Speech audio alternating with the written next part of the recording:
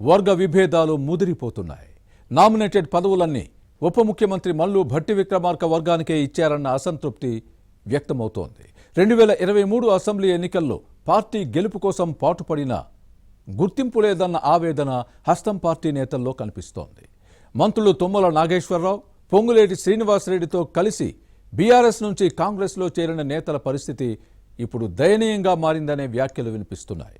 ఖమ్మం జిల్లా కాంగ్రెస్లో గ్రూపులు, పదవుల పంచాయతీలపై ఇన్సైడ్ స్టోరీ. ఖమ్మం ఖిల్లా అయినా, దేవరకొండ దుర్గం అయినా గ్రూప్ లేని కాంగ్రెస్ను ఊహించలేరు. విభేదాలు లేని నేతలను చూడలేరు.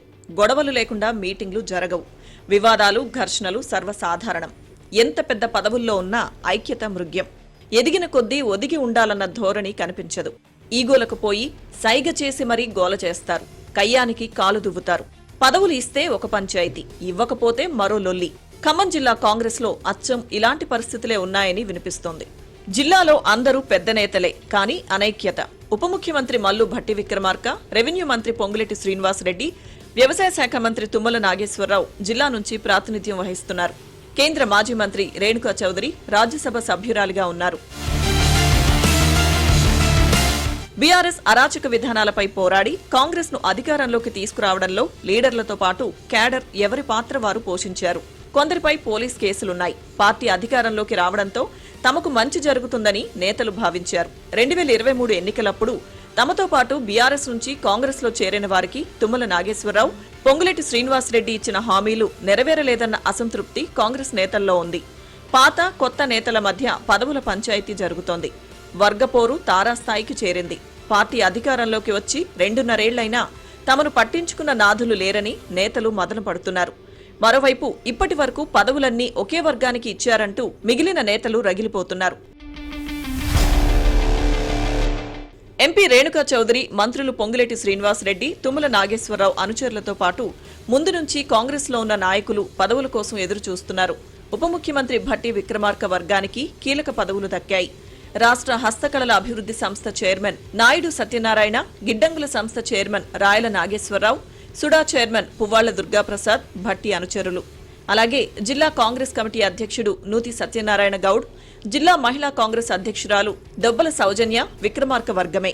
ఇక మంత్రి పొంగులేటి శ్రీనివాసరెడ్డి అనుచరుడు మువ్వా విజయబాబు నీటిపారుదల అభివృద్ధి సంస్థ చైర్మన్ గా ఉన్నారు. కాంగ్రెస్ గెలుపు కోసం పనిచేసిన మిగిలిన నేతలకు పదవులు రాకపోవడంతో అసంతృప్తి వ్యక్తమవుతోంది. ఇది పార్టీకి మంచిది కాదనే అభిప్రాయం ఉంది.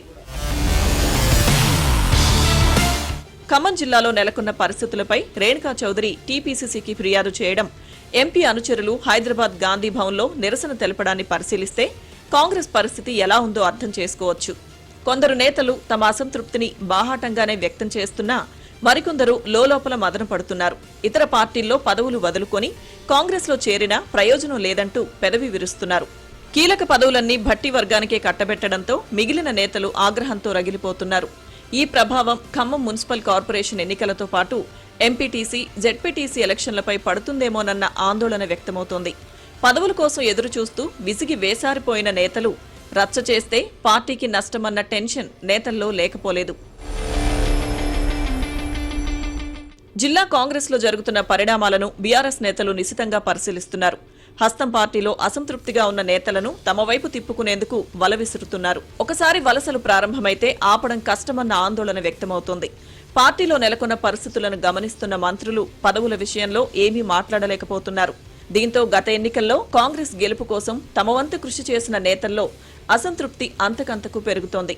ఇది ఏ పరిణామాలకు దారితీస్తుందో చూడాలి.